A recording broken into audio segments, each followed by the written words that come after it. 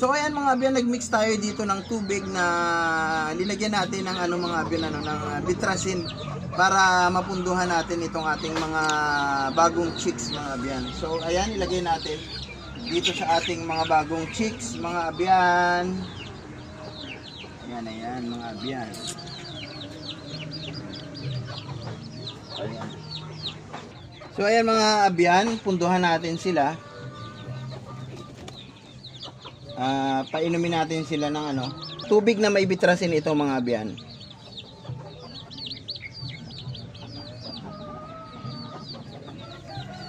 Sayang naman kung mamatay ito. Hindi siya makalakad. Sige lang, alagaan na lang natin ng maayos mga abyan. Yan, may punto na yan na bitrasin mga abyan.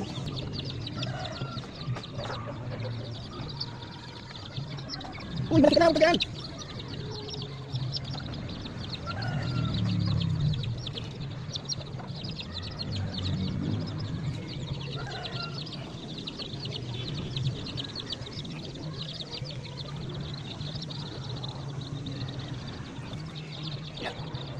So ayan mga abyan, maraming salamat sa panonood. Until my next video, kung lulupin ng Panginoon, pag-ibig.